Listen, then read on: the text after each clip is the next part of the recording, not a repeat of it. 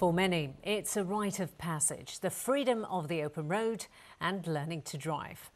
Accident rates for 17 to 24-year-olds are down, but the cost of getting your hands on a full licence continues to rise. In the second of his series on motoring, Andy Bevan looks at why some teenagers have decided to give driving a miss, while others are starting younger than ever.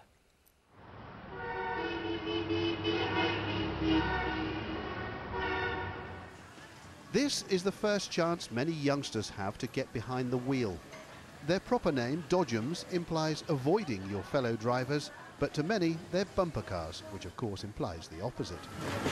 At this age though, it's all a bit of fun, but by their mid-teens most of these riders will be looking towards driving for real. In the UK you can apply for a provisional driving licence at the age of 17. In the rest of Europe the minimum age is 18. In Australia it's 16, and in some American states you can drive under supervision at 14. But on the top floor of a shopping centre car park in Derby, some of those in the hot seat are just 11 years old.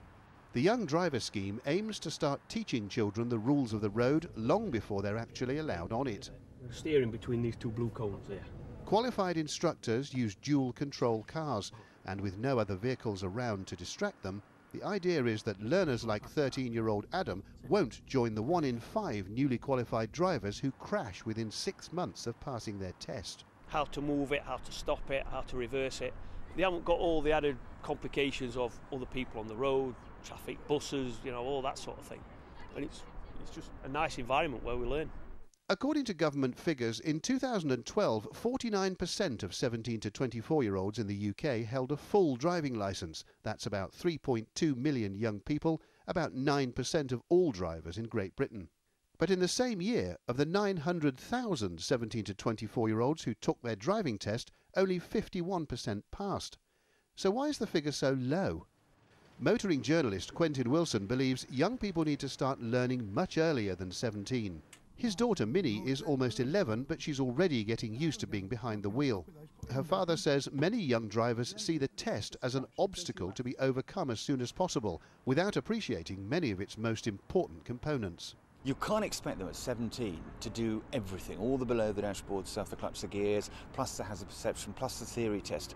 Give them some time to learn this stuff beforehand, and then when they get on the road at 17, which is an expensive business, they can concentrate on the one thing that is really, really important, which is hazard awareness and how not to hit themselves or anybody else. Adam has just finished his first session and found it surprisingly hands-on. It wasn't quite as I expected, because I didn't expect to have this much control of the car as I did, and it was just a good experience. It's great to be doing this early though, to get used to the car and the space and just getting familiar with it well ahead of the day you can actually get on the real road. Young drivers must steer a difficult path to life behind the wheel.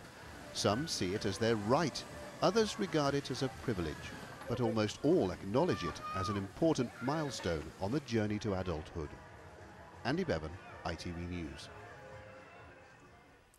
I've got a 10-year-old son who's going to want driving lessons for Christmas now, after watching that.